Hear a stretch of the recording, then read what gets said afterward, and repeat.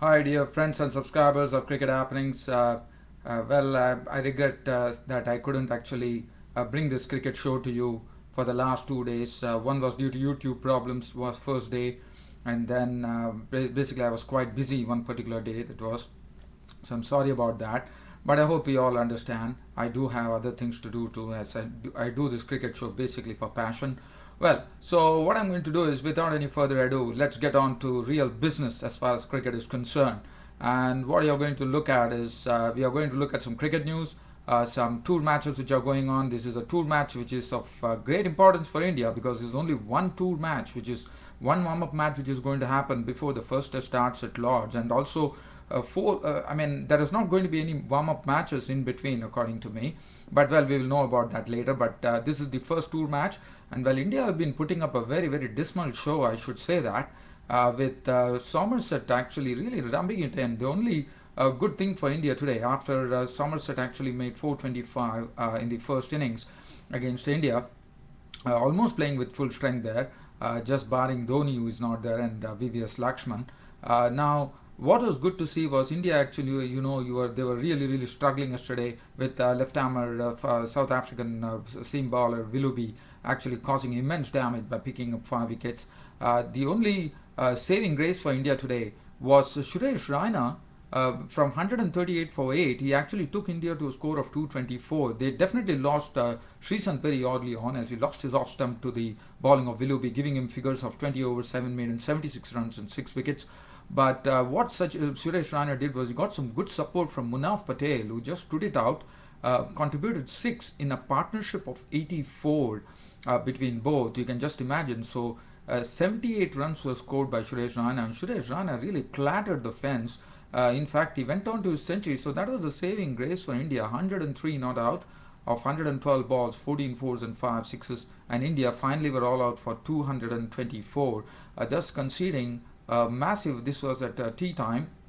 Sorry, not at tea time. Actually, in the first session, and that was a lead of 201 runs for Somerset, and Somerset did not enforce the follow-on. In fact, they had some good plans in place. They actually attacked the Indian bowling, and they probably thought. And today Zahir Khan was not in the picture at all. There was no Zahir Khan bowling, so one did not understand why Zahir Khan didn't bowl. One doesn't know the reason. And probably they were resting him, but no, because Sreesanth and Munaf Patel started proceedings, and the bowling looked really, really something not looked very ordinary, because the way Andrew Strauss and Supaya played. Now, Andrew Strauss and Supaya, Supaya made his career best 156 the other day against India. He and Strauss, but today it was Strauss who actually went on to a century, and that will do him a lot of good going into the first test. The amount of confidence he will have against the Indian bowlers. 109 not out of 135 deliveries, 18 fours and 1 6. Supaya still did well. They put up a century partnership of 131. Supaya contribution being 45 when he was gone. Caught Mukund bowled Mishra of 67 balls with 7 fours. But what was very interesting, Hildreth was dismissed for a duck actually by Mishra. So Mishra took 2 quick wickets and reduced them to one. In fact, the same score of 131. He picked up the second wicket of Hildreth, who was Scott Saha behind of the bowling of Mishra. But after that, what happened was, it was absolute fireworks, because Andrew Strauss on the other end was stroking the ball, but Peter Trego was smashing the ball, and Mishra, who had taken 2 wickets, he was really reduced in 3 overs. Mishra had figures of 3 overs for 61.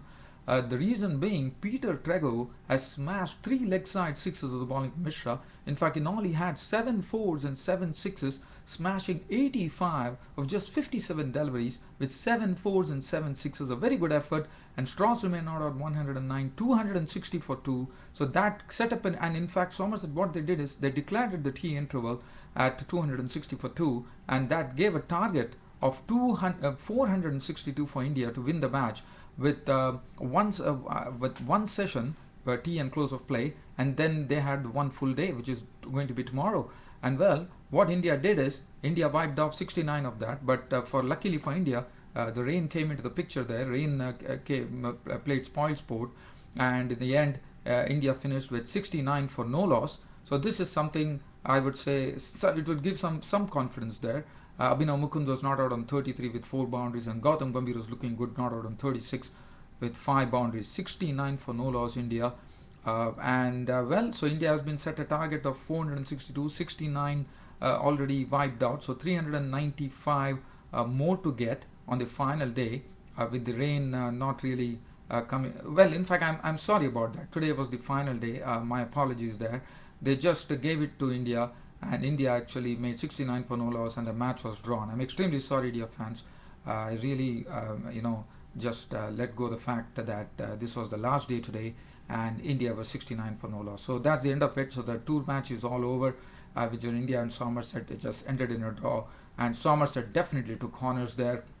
Not only that, the England team will be very confident. As you know, the England team has been declared, and the only inclusion there was Stuart Broad, who is coming back into the team. Now, Stuart Broad, there was a question mark over him, but the selectors have actually preferred Stuart Broad into the team, and Stephen Finn has been left out, and Bresnan is there. So Stuart Broad definitely gets an opportunity in the first test there. So that is probably due to his experience there against India.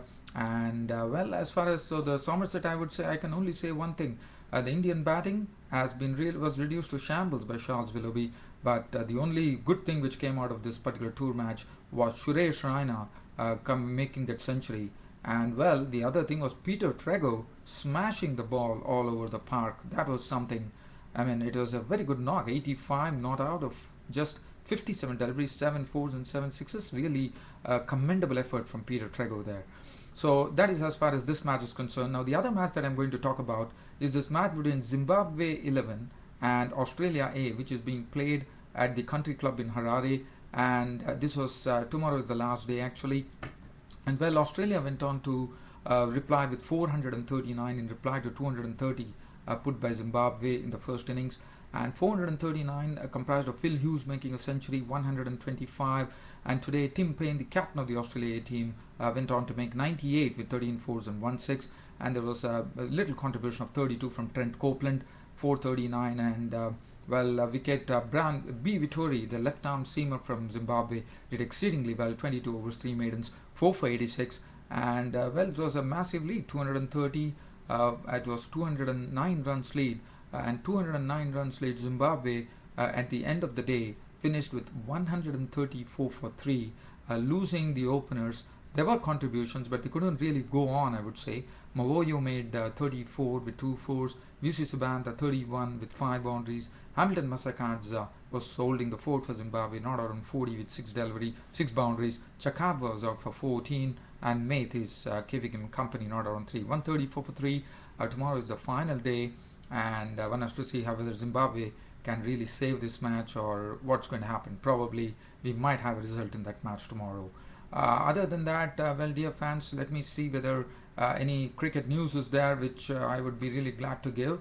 As I said, Bresnan and Broad are there in the mix for the test. One good thing that I would like to cover is this is talking about the DRS. As you know, the umpire decision review system it was decided that there's not going to be any umpire decision review system coming from the Sri Lankan cricket board, but now things have really changed. The Sri Lankan cricket committee has confirmed there's going to be umpire decision review system for the Australia series, and according to me that should be a must now. That should really happen, and I'm really glad that the umpire decision review system is in place.